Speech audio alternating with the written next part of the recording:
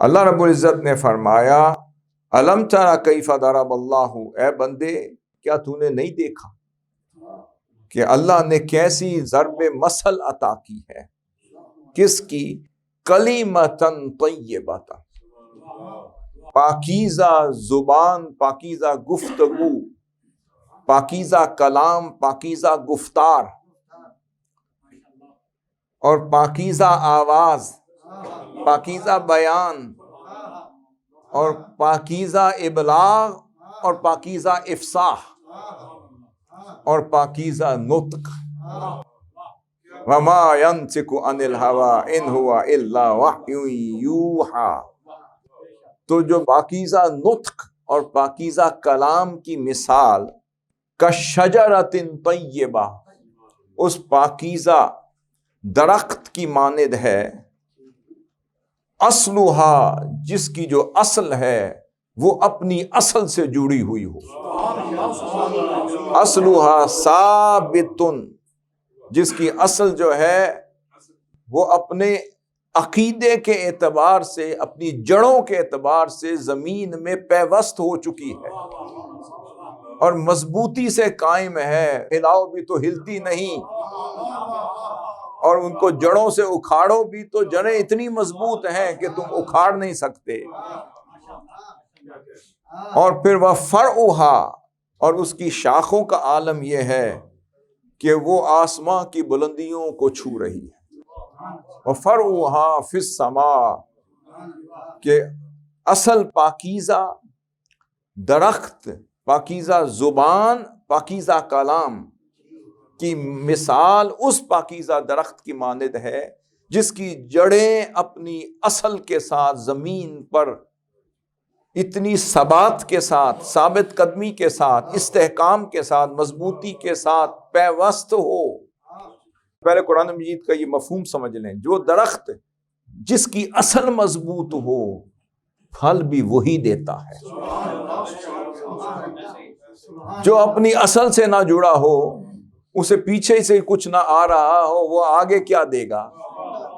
تو جو اپنی جگہ پر دلائل پر، براہین پر، دلائل قطعیہ پر، براہین قطعیہ پر اور اپنے فکر پر، اعتقاد پر ثبات کے ساتھ جو مستحکم ہوگا اسی پر ہی پھل لگیں گے، اسی کی شاخیں سایہ دار ہوں گی، اسی کی طبیعت میں لچک بھی ہوگی، اور اسی کی شاخیں جن پر پھل لگیں گے وہی جھکی ہوئی نظر آئیں گی۔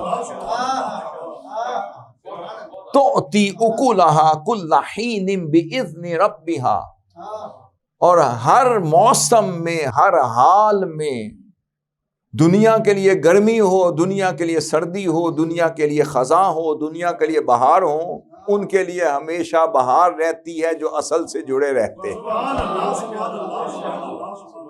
جو اصل سے جڑے رہتے ہیں ان پر خزاں نہیں آتی، خزاں ان پر آتی ہے جو اصل سے ٹوٹنا شروع ہو جاتے ہیں۔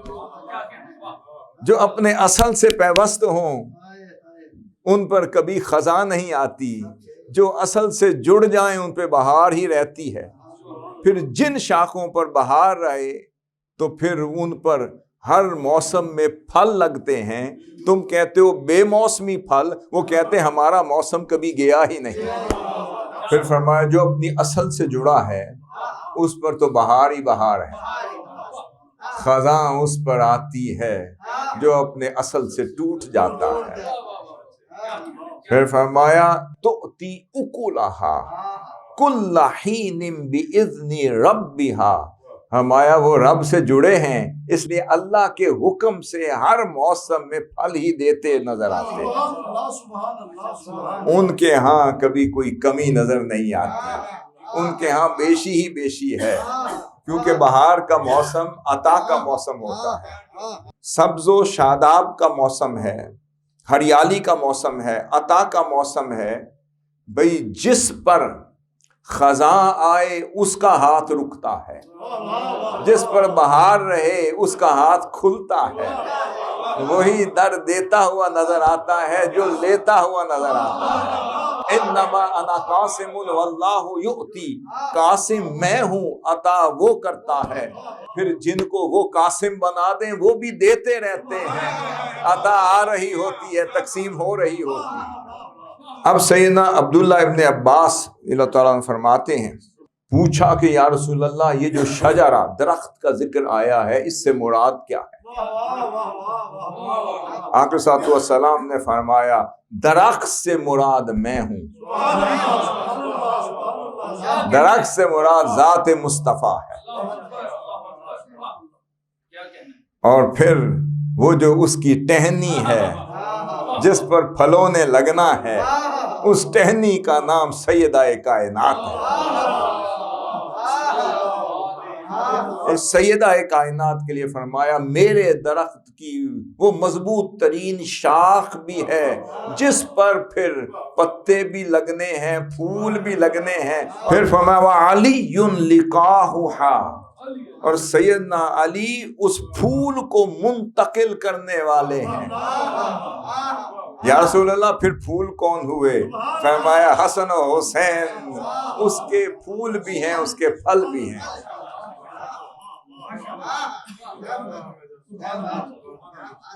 میری فاطمہ سیدہ کائنات سلام اللہ تعالی علیہا اس درخت کی وہ شاخ ہیں، اور اس کو لگنے والے پھلوں کا نام حسنین کریمین علیہم السلام ہے۔ پھر پوچھا یا رسول اللہ جو ان سے محبت کریں وہ کیا ہے؟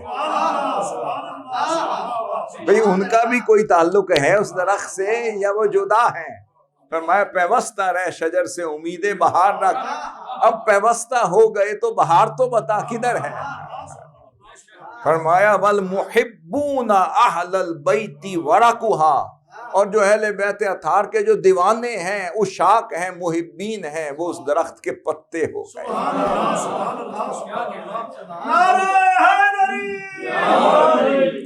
پھر فرمایا ہم فی الجنت حقا حقا، اور وہ سب کے سب جب درخت نے ہی جنت میں جانا ہے تو پتے بھی ساتھ ہی جائیں گے۔ اب اگلی بات کہنے لگا ہوں، بھئی پتے اس کے جھڑتے ہیں جس درخت پر خزاں آتی ہے، جس درخت نے سدا بہار رہنا ہو، جس درخت نے سدا بہار ہرا بھرا رہنا ہو، لکھ دیا ہر موسم میں پھل دینے ہوں تو ہر موسم میں وہی پھل دے گا جس پر بہار رہے گی، اور جس پر بہار رہے گی وہ ہرا بھرا رہے گا۔ جو ہرا بھرا رہے گا تو ٹہنی بھی اس کے ساتھ، شاخیں بھی اس کے ساتھ، تنے بھی اس کے ساتھ، پھول بھی اس کے ساتھ، پھل بھی اس کے ساتھ، اور ان کی حفاظت کرنے والے پتے بھی اس کے ساتھ رہیں گے۔ اب آپ کہیں دنیا کے پتے جھڑتے ہیں، اہل بیت اطہار کے درخت کے پتے اس لیے نہیں جھڑتے کہ ان کی بہار تو بہار ہی ہے۔ تو اس لیے محبین اہل بیت کیوں ان کے ساتھ ہیں کہ درخت پہ بہار نے رہنا ہے، اور ان پتوں نے جھڑنا کیوں نہیں؟ کیونکہ ان پر بھی بہار نے رہنا ہے، ہرے بھرے رہنے ہیں، تو پتے تو وہیں رہیں گے جب تک پھول رہیں گے، درخت رہے گا ان کے ساتھ رہیں گے۔ اس لیے فرمایا جب درخت نے جنت میں جانا ہے پتوں پہ تو بہار نے رہنا ہے، پتے بھی ساتھ ہی جائیں گے۔